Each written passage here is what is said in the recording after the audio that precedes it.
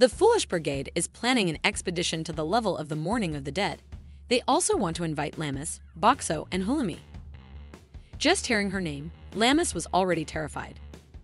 Hulumi mentioned that Lammas has always been easily scared of scary stories since childhood. However, Lammas tried to act brave and said that she's not a child anymore. By the way, Hulumi has never been there and has only heard stories from others. She wants to learn more about that level from Kiriwale and Filmina. She said that the sky there is always covered in thick clouds, there are frequent lightning strikes, the air is cold, and there are many almost crumbling gravestones everywhere. Lammas became even more frightened after hearing this. Boxxo was surprised to learn that Lammas could be this scared. Kiriwale is now puzzled about what to do. If Lammas can't go, who else will take Boxxo? In their group, no one else has that kind of strength. However, Lammas still tries to act brave and declares that she will join the expedition. After that, they all agree to go to the level of the Mourning of the Dead. Kiriwale, Lammas, Boxxo, and Hulumi will go there first. Meanwhile, Shuai, Akka, and Shiro will follow once all preparations are ready. Lammas asks where Filmina is going. Shuai explains that Filmina is not coming because she is very timid. Lammas feels that this is unfair to Filmina. After the journey, they finally arrive in the city on the level of the Mourning of the Dead. They will stay at an inn provided by the guild at this level. However, Lammas is skeptical because the place looks abandoned from the outside. When they enter the building, they are greeted by a gloomy woman who is the guardian of this place. Unfortunately, Lammas is already too scared and faints when she suddenly sees the woman. Fortunately, Boxxo transforms into a cardboard form, so they don't have to struggle to carry him and Lammas. The guardian woman is also fine with Boxxo's presence. She has heard many stories about Boxxo, the magical tool with its own mind. After that, Boxxo was placed just outside the building as usual. Hulumi told Boxxo that she was reminded of Lammas' past. Whenever someone started a ghost story, Lammas would always cover her ears and scream loudly to avoid hearing it. However, Hulumi felt that Lammas was now trying to suppress her fear. Boxxo immediately assumed that Lammas was summoning the courage because there was no one else to carry him. Then, as if understanding what Boxxo was thinking, Hulumi informed him that he seemed to have misunderstood. Initially, Hulumi wanted to explain right away why Lammas was trying to be brave. However, she realized that Lammas would be sad if she told him. She instructed Boxxo to figure out the reason on his own. That night, Boxxo saw various supernatural creatures wandering around the city. There was even a fire skull that he had encountered in the labyrinth level. However, they only moved around and did not attack. As a precaution, Boxxo activated his protective magic. He also wanted to try the ghost-repelling items he knew of. First, Boxxo tried throwing salt, but it had no effect at all. Next, he threw various statues and amulets, but the result was the same. Boxxo thought maybe he didn't have enough amulets, and in the end, he threw a large number of statues and amulets. The next morning, Hulumi was surprised to find a lot of scattered items outside the inn. After that, Shuai, Akka, and Shiro, who had come later, finally arrived. Kiriwale immediately asked the three of them to explore the area here. As for Kiriwale, he went somewhere and said he would come back with assistance. Now, Boxxo was alone outside. He heard a woman's voice calling him, and for some reason, his camera became distorted. Suddenly, the gloomy guardian woman appeared in front of him. She came to ask Boxxo for his opinion on what happened last night. When night falls, monsters can indeed appear in the village area. Usually, only brave people are allowed to go out. The woman informed Boxxo that the monsters that come out here are envious of those who are still alive. According to her, Boxxo is more like those monsters than a human. On the contrary, Boxxo thought that this gloomy guardian woman was more like the monsters. Not long after that, Lammas approached Boxxo to apologize for what happened yesterday. Hulumi, who was also there, immediately hugged Lammas to encourage her. She said that Lammas just needs to overcome her fear by getting used to it. Hulumi had a suitable exercise for that.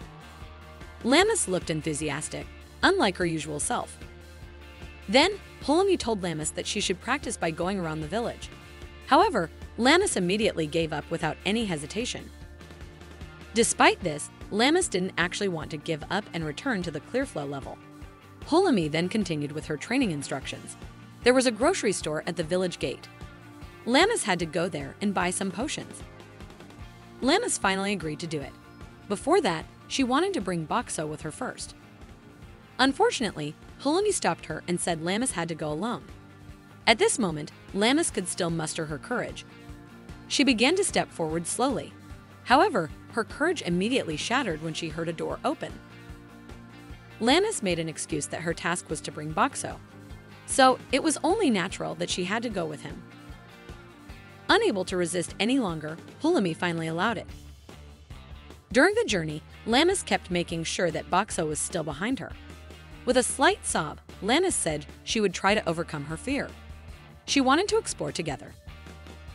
Boxxo felt touched when he heard this, and he felt he had to help her as much as he could. Boxxo used his new function, which was spreading aroma. Normally, this function was used to attract customers with the scent of the products being sold. Coincidentally, Boxxo was currently emitting the scent of coffee. Not only that, he also transformed into a jukebox to help Lammas relax even more. With that, Lammas was able to continue her journey without fear. Not long after that, Lammas returned to the inn feeling proud. Since she had come this far, Hulami gave Lammas the next level of training, which was to go without Boxxo. However, Lammas immediately gave up without hesitation, just like before. Suddenly, Cariwell arrived from his journey, bringing along other hunter reinforcements. There were Bear, Cats, and Michelle. As Lammas had suggested before, Michelle was currently trying to join the Foolish Brigade. Cariwell explained that Michelle wanted to convince himself by observing this expedition. However, Michelle humbly stated that he didn't want to be a burden and wanted to see how well he could work with others. Although it might sound humble, Boxxo knew that Michelle's words were sincere due to his knowledge of Michelle's communication issues. Currently, Cariwell held a meeting with everyone. Their goal in coming to the level of the Mourning of the Dead was to defeat the ruler of this level, the King of Souls. The plan was to start with a one-day reconnaissance mission. Once outside the village, the Bear Cats were puzzled by the abundance of tombstones. Hell mentioned that if someone left an offering here, it would surely be eaten by monsters. Suddenly, Cariwell ordered everyone to stop. Many monsters emerged from the ground to surround them. They fought and cooperated to defeat the monsters quite easily. Meanwhile, Lammas and Hulami watched without having to do anything. In the evening, after returning from the reconnaissance, Boxxo, as usual, observed the sight of supernatural creatures roaming around the city. Boxxo increasingly realized that they often peeked into windows with envy. Then, unlike usual, Boxxo was approached by a zombie that resembled a child. The zombie came with a curious face and no malicious intent. The zombie then scratched Boxxo as if trying to take the drink inside. Finally, Boxxo gave the zombie a free bottle of orange juice. However, the zombie didn't know how to open the bottle and instead bit the drink through the plastic. It continued to do so until the plastic was torn and the orange juice spilled out. The following night, the zombie came to Boxxo again. Boxxo suspected that the zombie wanted to drink again, so he gave the orange juice for free, just like the day before. For several days afterward, the little zombie continued to come every night. Somehow, Boxxo started to enjoy these nighttime interactions. Several days passed, and the expedition went smoothly. Tonight was the first time they spent the night outside the village.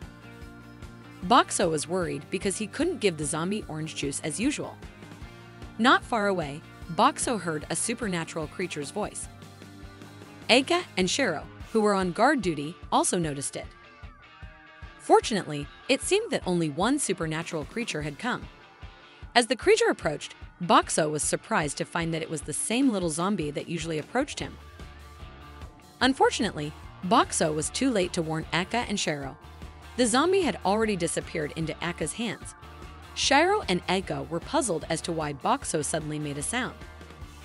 From the vanished zombie's body, Eka found a label from one of Boxxo's drinks. Shiro also found a bronze coin. It turned out that Miken, who had been awake, had noticed the zombie watching them from a distance. Since the zombie didn't do anything, Miken left it alone. In other words, the zombie was trying to mimic them by inserting a coin after seeing them do it. The next day, Carrywhale held another meeting at the inn. Now they knew the location of the King of Souls. Carrywhale also had a plan to defeat him. The King of Souls could use magic with various elements. His magical power was also extraordinary, allowing him to cast spells rapidly.